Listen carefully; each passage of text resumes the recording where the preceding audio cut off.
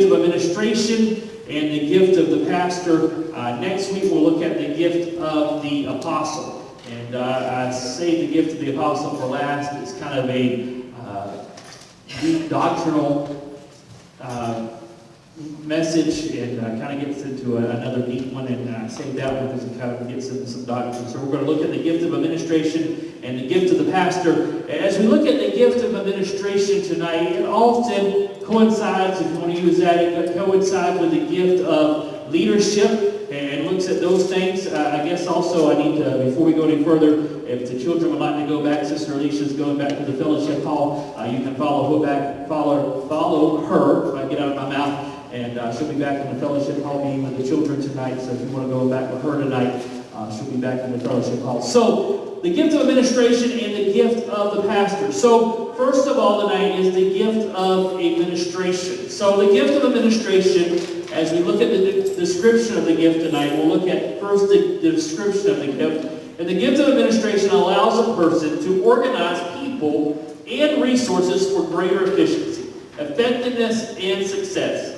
Administrations have the natural ability to apply resources where they will do the greatest good. So it's not only about sitting in, and sometimes we look at the gift of administration and think that it's only about someone sitting in an office and doing paperwork. It's only about a person being able to organize paperwork or being able to sit at a desk or thinking that the person with the gift of administration somehow is a secretary or somehow is in that type of role. But the gift of administration is not simply that. They're able not only to organize resources and do that type of work, but they're also able to organize people and bring people together to kind of administrate those and put those people in the places that they're best used at. So they're able to use resources in an effective way. So as we look at the gift of administration, we don't only think of it in that way of just that they're able just to do paperwork, but they're able to organize those type of things. So they're able to organize people, and I think that's a key component of looking at the gift of administration, but also not only people, also resources for greater efficiency, effectiveness, and success. So in other words, they can take not only a group of people, a large group of people, and do something with it. They can take a small group of people and still accomplish a great task. As we look at the early church, you can see that gift of administration because they were able to take and do great things with the group of people that they had and begin to administrate that. So they're able to do great things with that. So the gift of administration allows that person to organize.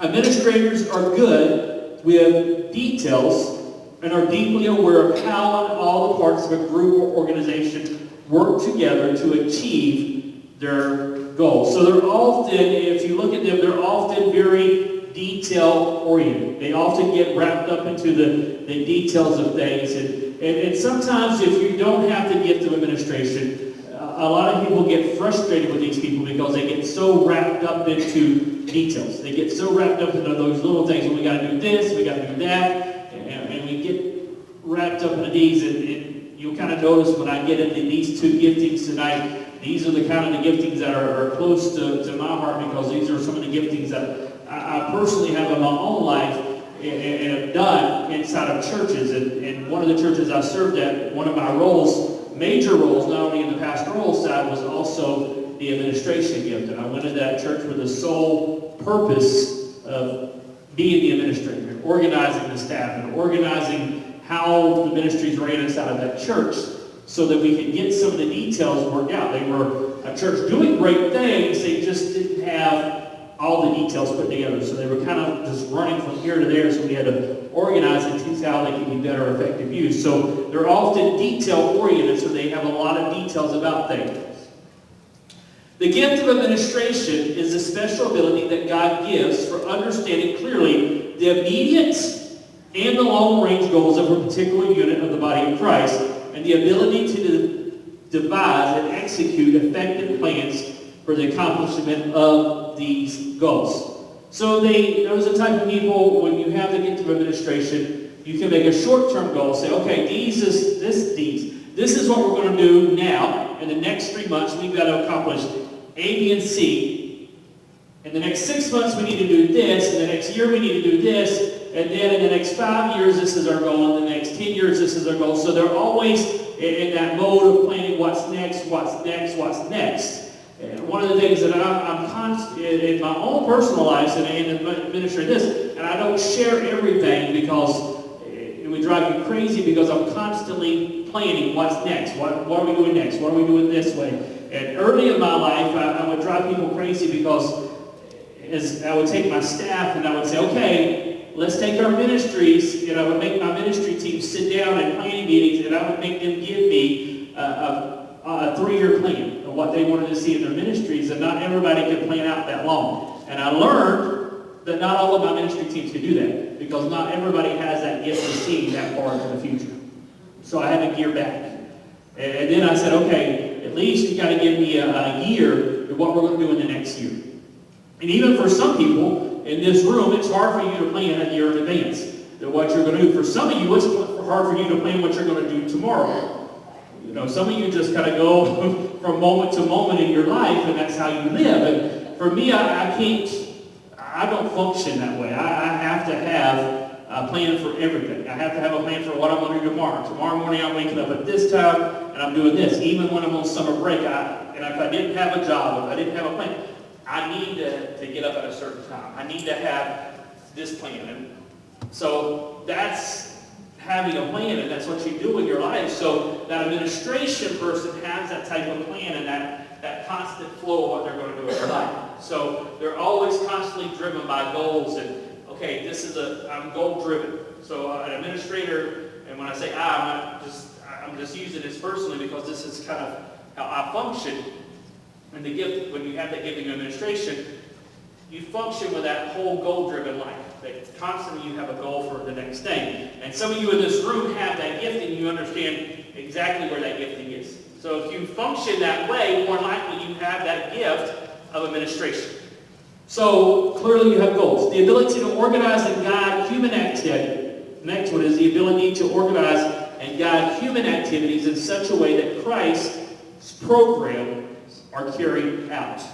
So you're able not only to organize your own activities, but you're able to organize it so that Christ and His purpose and His programs, and that's an important word in that phrase, and that's why I left it blank, is that it's not your activities, that it's Jesus' activities that are organized and carried out. You never want it to be your agenda. We never want it to be our agenda. No matter what we're doing, we always want to be someone else. We always want it to be Jesus' agenda. We always want it to be Christ's agenda in what we're doing. So as we plan our lives, we're constantly, what is it that you want in my own life, God? What is it that you want in the ministry of the church, God? It's His agenda and no one else's agenda. So it's always Christ's agenda. The next one is that spiritual gifts, administration, has to do with guiding the affairs of the church and the kingdom. The person with the gift has management ability. The administrator accepts the goals set by others and devises and executes plans to accomplish these goals. A sense for organization is evident. Often a person with this gift is characterized as able to direct and motivate people and coordinate these activities. So they have a sense of management. They're able to manage multiple things at a time and organize and coordinate activities. So they're able to kind of accomplish these things. So the person with the gift of administration has that ability to manage type of things. So we look for people that has the gift of administration to coordinate ministry activities. Does it mean that a person that doesn't have the gift of management cannot be in ministry? No. Remember, I shared about my friend, that a ministry buddy of mine, and I've shared him multiple times. He doesn't have the gift of administration. He just kind of goes along with the flow from one moment to the next. He doesn't have the gift of administration. But he still serves the ministry. He's an effective pastor. So what you have to do is ministry gifts. If you don't have the gift of administration, and you're still serving a ministry, and God calls you to a place in a ministry of leadership, you need to find someone that has the gift of administration that complements you to serve beside you inside of that ministry. So that particular person had to find someone who was strong in administration. So as we work beside each other in youth ministry, early in our ministry, And we did youth ministry events together, and we coordinated citywide outreaches. He would accomplish a lot of the things. I would put him in tasks like, I want you to organize the games. And he would coordinate the games. It would be total chaos. And then I would organize the financial side and the outreach part and the speakers and we would make great teams, but he was chaos, and then I would organize this part. We complemented each other in the ministry. Then when I brought him on staff and I became a pastor and he became my youth pastor, I would always say, okay, before you do this event, tell me what you're doing, so I would know, and I was able to help guide him and organize him before that. So you found that balance. He understood that that was his weakness. So also in giftings, you understand that some giftings are not your thing. So I was able to manage some of those type of things. So for example, remember I talk about Mike sometimes, and I talked to Mike just a few weeks ago, and I told him I share a lot about him in ministry, and he laughed, just his typical laugh. One night we did a large youth rally at a church, brand new sanctuary here in town, and they just built this sanctuary, and they had chairs. They had about 275 chairs. And the pastor is OCD like me. He likes the chairs lined up, and Brother Jeff understands this, and we spend, I don't know how many countless minutes lining up the chairs. Even after church, we'll line the chairs back up, making sure they're straight, they're the right distance apart. And he lined up that church every single time. Brother Mike decides in the middle of the event that night, I said, okay, you're in charge of when you do a youth event, you always have a game. The game serves to kind of coordinate. Brother Mike thinks it's a fun idea to not only have a game, but he's going to have all 150 youth participate in the game. I said, what are we doing? I'll tell you when we get there. And I should have known, I'd let him do it. He decides that we're going to take all the chairs down and push them to the edges of the wall of the sanctuary in the middle of the youth service. All 250 chairs, brand new sanctuary, a month old, and we push them all to the edges of the sanctuary. And we're going to take 150 teenagers, and we're going to have them run and play capture the flag in this brand new sanctuary. I'm freaking out. Not only am I freaking out because at this time I'm a youth pastor, a young youth pastor, and I look up and I see the pastor standing in the balcony, and he's about to freak out just like I'm freaking out. Then I'm realizing, oh boy, this is bad. Because he didn't see the management side of this. He saw the fun, but didn't see the logistical side and the management side, that this is not going to be organized. So I looked at him and I said afterwards, I said, next time we do that, talk to me and how we organize this type of thing, because he didn't have the management gift on that side. Next one is often, but not always, people with the gift of administration also have the gift of leadership. And I said that earlier. A person with a gift will take an organized approach to most undertakings. And this attribute can be valuable in planning, coordinating, directing, supervising, or in committee work. Some would refer to this type of individual as a how-to person. So the person with the gift of administration is that person that gets things done, and they're often that how-to person. So when they're in the middle of an event, when they're in the middle of planning something, they're on that committee, they're usually that person that is the how-to person. How are we going to get this done? And they're often the ones that go to, how are we going to do this? How does this happen? How do we get this done? What does this look like? How do we organize this? What is the schedule for this? How does this look? So they're the how-to person in an event. So that how-to person is often the person with the gift of administration. But like I said earlier, most of the time, often, the person with the gift of administration also has the gift of leadership. They're often able to lead because, what did I say? They organize people. And if you organize people, you've got to be able to what? Lead those people also. You've got to be able to direct those people. So a person with the gift of administration also is able to lead those people. One might expect a person with a gift to enjoy preparing agendas and reports to help a committee become more productive. Expect that careful attention would be paid even to small details of planning activity. Someone with the gift of administration is characterized as one who takes satisfaction in a well-run organization. So when they have a well-run organization, they get satisfaction. When things run smoothly, they're more pleased. They get a lot of satisfaction and agendas and those type of things. So one will find joy in seeing those type of things. So if you have that gift, you like a well-run organization. You like seeing things run smoothly. You like things running on time. You like those type of things. So that gift of administration often is those type of things. So what are the scriptures that back this particular gift up? 1 Corinthians 12:28 says this: in the church, God has put all in place. In the first place, apostles. In the second place, prophets. In the third place, teachers. Then those who perform miracles, followed by those who are given the power to heal or to help others or to direct them. Those words right there. It's more than three, that's four. Or to direct them means a gift of administration or to speak in strange tongues. Acts 14:23. In each church they appointed elders, and with prayers and fasting they commended them to the Lord, in whom they had put their trust. So we see that they appointed elders. So how do you determine if you have this gift in your life? So maybe you're sitting there tonight thinking, well, is this a gift that I have in my life? And you're trying to determine what gifts you have in your life. Are you able to organize ideas, tasks, people, and time for Christian service? So are you able to organize things? Are you able to organize tasks and people and time? Get things organized. Are you that type of person? More likely you have that gift of administration. And I would say this, if you're chaos in your life, you probably don't have the gift of administration. If you run from just haphazardly, if you want to use that word, and you don't have any schedule in your life, you probably don't have the gift of administration. You kind of run with no schedule, you kind of run with no agendas, no calendars, no nothing. That's probably not the gift of administration.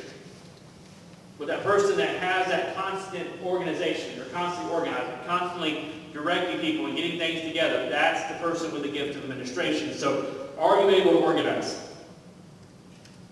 Are you able to make effective plans to accomplish goals? So can you make a plan? And not only make a plan, does it accomplish a goal? So there's a lot of people that can make a plan, but it never gets anything. They draw up a lot of plans, but it never really is a plan to do anything. It's just a plan. Number three is, do you have a sense for delegating important tasks to the right people at the right time? So in other words, can you delegate important tasks to the right people at the right time?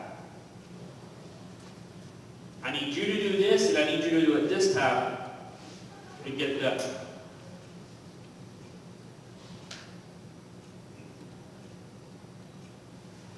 Here's one to ask yourself. If a group you're in lacks organization, do you have a desire to step in and help it run more effectively?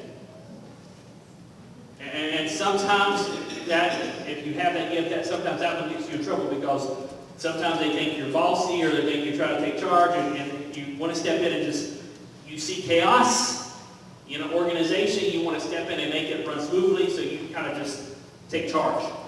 So do you have that sometimes? You want to do that when there's that moment, and you see it falling apart, and you just kind of step in and say, okay, we need to do this, this, and this. Let's get this done. So do you do that?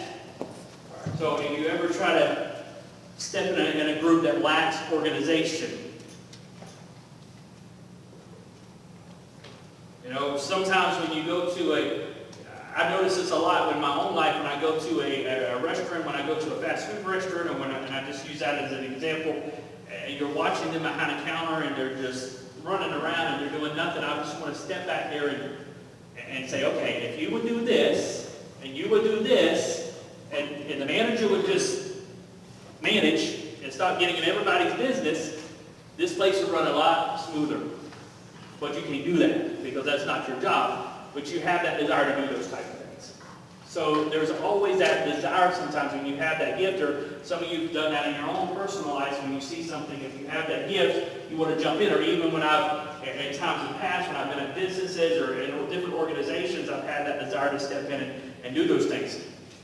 Do you enjoy bearing responsibility for the success of a particular task within the church?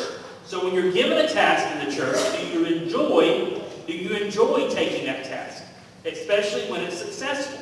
Or do you just, they gave me that to do, and you dread doing those things? You'd rather someone else take the task and you just be told what to do.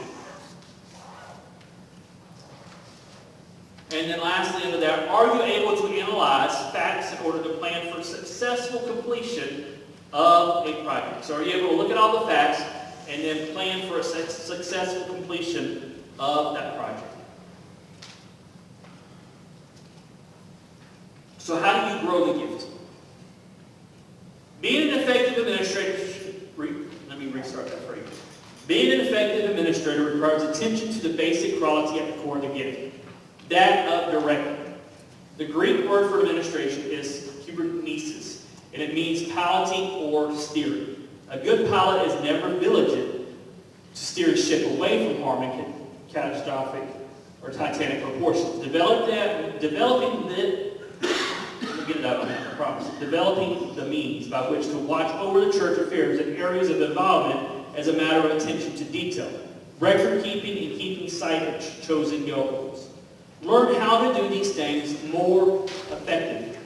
So look at things. Begin to look at how to pay attention to things, how they're working, and begin to develop things more effectively. It is the Lord who directs His church, and thus we want to follow His plan, not ours. To avoid the danger of drifting in the wrong direction, learn to rely, this is important, circle this one, learn to rely on the power of the Holy Spirit and on prayer rather than your own devices. And underline. Learn to pray before acting. Before you step up, before you talk, before you do anything, you've got to learn to pray before we act. That's the most important thing. And here's another one. These are not because they're in my notes, but these I believe are good. People are more important than projects. They need love and support. They do not want to feel used. Learn how to be sensitive to the needs of those around you with whom you are working. And put people first.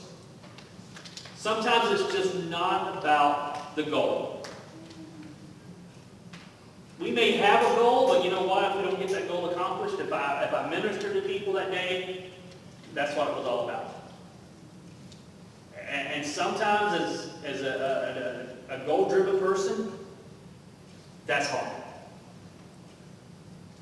I didn't get to check that off my list.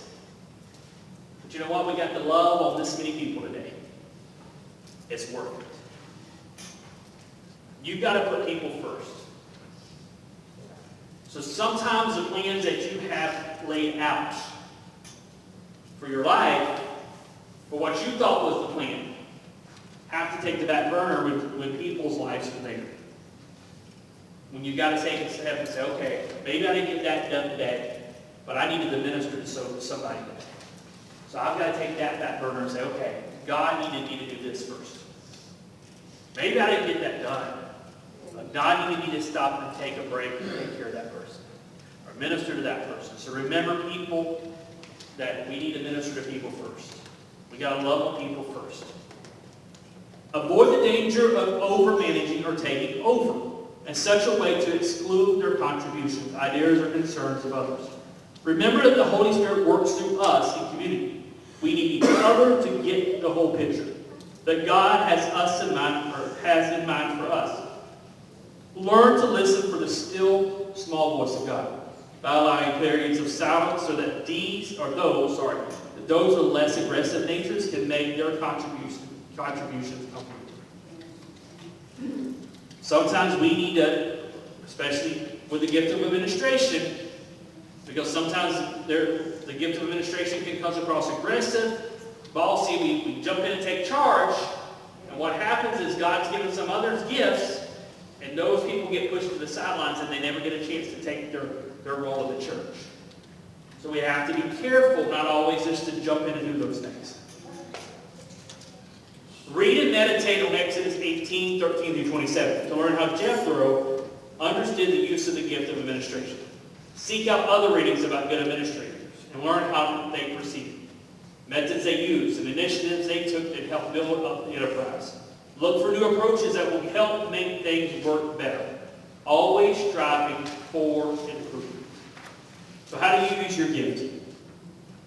Organize family devotions, personally organize family devotions. Help a friend develop a family budget. Organize a Bible study at work. Those are ways that you can do it. And some of those are very important in the world that we live in. Helping a friend develop a family budget in the world that we live in is important. Because some people don't know how to do that. Helping to organize a Bible study at your job is an important thing. Within the church, superintend the Sunday school department. Direct a program or chair a committee. Within the wider committee, organize fundraising campaigns. Serve on a board of a home for the aged. Organize a rally. So those are things you can do with that particular gift. The gift of the pastor, the special gift whereby the Spirit enables certain Christians to assume a long-term responsibility for the spiritual welfare of a group of believers. It involves overseeing the spiritual lives of others and care for the spiritual needs by teaching and guiding them towards maturity. The believer with this gift will have the confidence, capability, and compassion to provide spiritual leadership and direction for individuals, groups of individuals. And I think I'm phrasing that one, and I left it there so you can underline it or write it in there. It involves overseeing the spiritual lives of others and to care for their spiritual needs. The word pastoring comes from the Greek word koinonia. It refers to service in caring, protecting, feeding, and leading function. In the New Testament, the gift appears in connection with the word of elders, shepherds, overseers, and presbyters. Sometimes this gift is referred to as shepherding, which is near translation from the Greek. One who has the gift may be an ordained pastor. However, a person may have this gift and not be theologically trained or ordained. The person who has this gift, a pastor, must feed, Acts 28:28b, guide, John 21:16, and protect, Acts 20:28a. Others be a teacher, 1 Timothy 3:2, give doctrinal instruction, Titus 1:9, and enable others to mature in their faith. The gift can function informal as well as official ways, in the role of counseling and spiritual direction to help others build a spiritual foundation for their lives. So you see a lot of scripture embedded in there, and I didn't read all those passages tonight, but you can look towards those scriptures and begin to see what's the role of the pastor, what's that job of the gift of the pastor, and what's the role that you have when you have that gift of pastor, and what is that God calls you to do. And there's a lot of words in there that he sees: overseeing, protecting the flock, making sure that there's no false teaching allowed inside the church, making sure that no one comes in and harms the flock as sheep.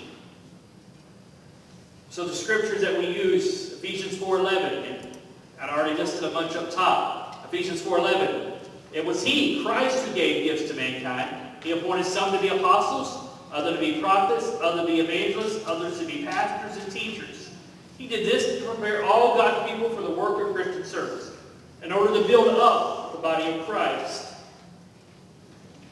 1 Peter 5:1c through 3. I appeal to you to be shepherds. Remember that word shepherds, same as pastors of the flock, that God gave you to take care of it willingly, as God wants you to, and not unwillingly.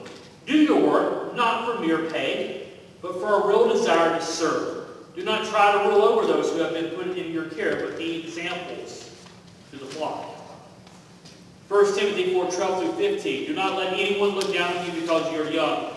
Be an example for the believers in your speech, your conduct, your love, faith, and purity. Until I come, give your time and effort to the public reading of scriptures and to the preaching and teaching. Do not neglect the spiritual gift that is in you, which was given to you when the prophets spoke and the elders laid their hands on you. Practice these things and devote yourself to them, in order that your progress may be seen by all. So how do you determine the gift in your life? If you have the gifting of pastoral, if you have a pastoral gift in your life, are you concerned to see the spiritual needs of believers met, or are willing to be personally involved in nurturing and discipling ministries? So when you see the believers inside of a church, or not even inside the church, outside of the church, are you concerned about their spiritual needs? Not just, are they coming to church, but you're concerned about, are they doing their devotions? Are they getting close to their God, or are they getting farther away from God? You have that caring need for them. How are they doing personally? How are they doing? Are they struggling? Are they going through something in their lives that I can pray with them about? What is it that I can see? Do you serve, number 2, do you sense in yourself a shepherd's instinct when you know of Christians who need spiritual counsel? And as we watched that, and I thought it was one of the best illustrations when we watched not that I agree with everything in the movie Sunday night, but there was, when he called himself a shepherd, when he was explaining to the little boy at the table, when the little boy asked the pastor, why are you going to the hospital? He explains to him he's the shepherd. And I thought it was one of the best illustrations of what a pastor was Sunday night when we watched the movie of Breakthrough. It was one of the greatest illustrations of a shepherd. That's what a shepherd do. They go take, and sometimes they carry. One of the best moments of that movie was that moment. That shepherd's there to counsel, that shepherd's there to care, and sometimes that shepherd's there to even protect. There's been moments in my own life as a pastor when I've had to protect my flock, when I've seen moments that they've been intruded on by someone who wasn't doing the right thing in the church, and I've had to be there to protect. I've had to step in and say, hey, you're not doing the right thing, you're doing the wrong thing, you're hurting people inside the body of Christ, and I've had to step in and do that. The shepherd's there to do those type of things. So do you sense yourself the shepherd's instinct when you know Christians who need spiritual counsel? Are you ready to sit down and take the time to do those things? Are you willing to do those things? Are you, and sometimes those moments come at inopportune times. The other night mine was at 2:30 in the morning when I received a text message multiple times, and I had to wake up and keep responding to that text message because that person needed me at 2:30 in the morning. Were they dying? No. But they needed the shepherd. They needed the pastor at that moment. Do you have that? And if you have that, you may have that gift of pastor. And just because you have the gift of pastor doesn't necessarily mean you have to stand up here. You have that gift of caring and nurturing and compassion. Do you assume responsibility when you see a Christian being led astray? So do you step up and say, okay, that person's being led astray. It's time for me to take a step and do something about it. And do something. I'll slow down so you can get those notes, sorry.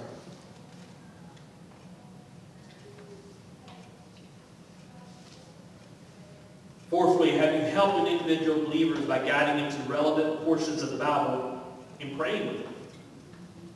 When somebody comes to you and they have a need, do you lead them to the right passage of Scripture? Do you guide them and pray with them and relevant portions of the Bible? And it's more than just simply it's praying with them, it's beating them and directing them and constantly following up with them and praying with them. So it's a lot there. And so you have those moments.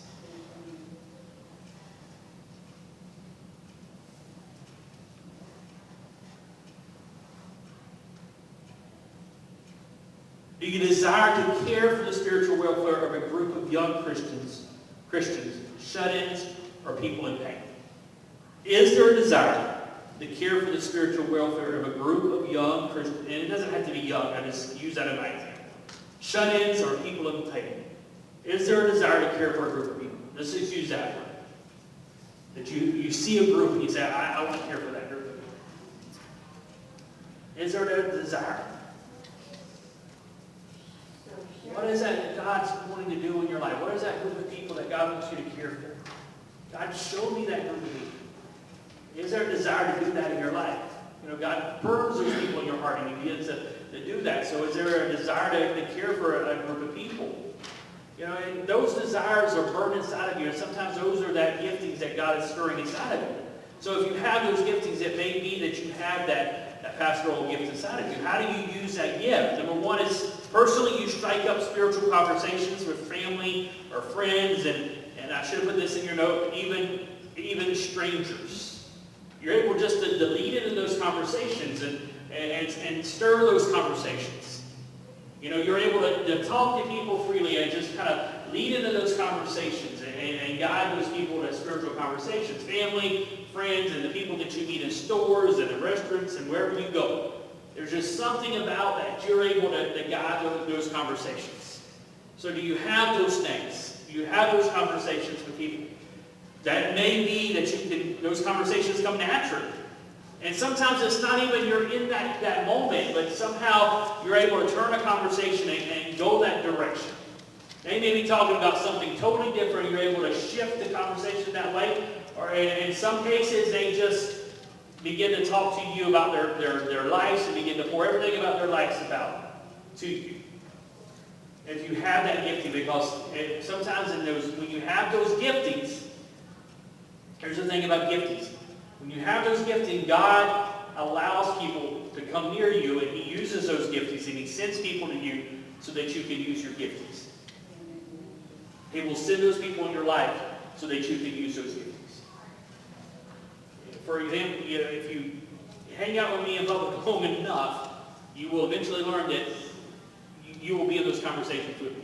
That you'll be in conversations with strangers more than likely will be when you go to a store, when you go somewhere, because they're going to come to me and talk to me and share their life stories with me. It's just kind of how my life goes when we're off. And my kids sometimes laugh at me about, there you go, Dad. That person just started talking to you about, you were just not even looking at it, they came up and talked to you. And I'll start sharing everything. And I can get your whole life story, or I'll get their whole life story within about 3 minutes, because I have that gifting. And I can turn that conversation to a spiritual conversation a lot of times. So you have those moments.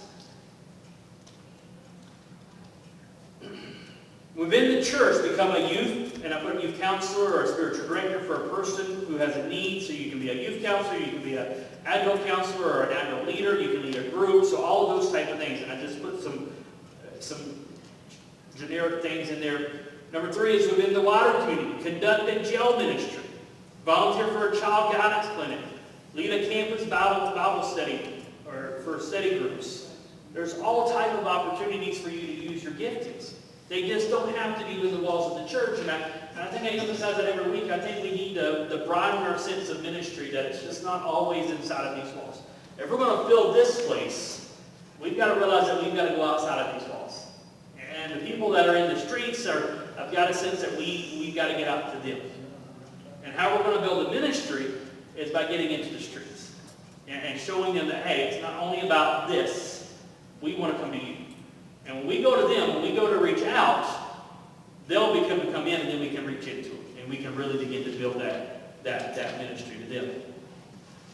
So how do we grow our gifts? Number 1 is we always study Scripture as a pastor. You can see how the gift is exercised. John 10, 1 through 18. Ezekiel 34, 1 through 6, 15. 1 Peter 5, 1 through 11. 1 Timothy 3, 1 through 7. Titus 1, 5 through 9. Understand the context within which you will be able to exercise your gift as pastor, and determine how best to utilize your gift in an entire congregation or in a cell, a care group. Make a list of possible ways to minister using your gift of pastoring: visitations, counseling, Bible teaching, some new initiative to help others with their spiritual direction. So it's not always, again, about being in a pulpit or being a church leader. There's also cell groups, there's also church groups, there's also small groups. All of those things are pastoral ministries. They're not always about just being a pastor. I think you have to remove that. It's not always just about being the pastor of the church. You can have a pastoral gift and not be called to be the pastor. You can have that gift and be in other places.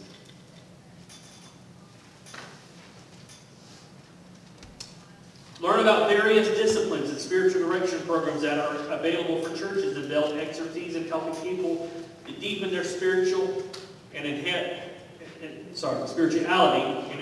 their Christian lifestyles. And then how do we grow our gift? Seek ways to increase the opportunities for your spiritual development of church members. And spearhead the implementation of programs that will promote spiritual growth and wellness: small group, home meetings, prayer chains, retreats, renewal weekends, revival meetings, and personal devotions. Work on increasing your sensitivity to the spiritual needs of individuals. Participate, here's one if you got it, in listening workshops. Make known your availability for spiritual conversations. And then be available to meet pastoring needs that arise. And emphasize this, that there's always chances that, you may need to, maybe there's a hospital visit. You can go in on a hospital visit and pray with someone. Build a library of spiritual literature that can be lent out to persons you are shepherding, helping their spiritual development. Take the time to discuss these materials with the person you are helping afterwards as a basis for a spiritual conversation. Read about shepherding or pastoring to understand better what is asked for in a shepherd. So again, that's the gifts of shepherding and the gifts of administration, the gifts of pastoring. So next week we'll take the spiritual gift test. We'll start taking those and looking at those.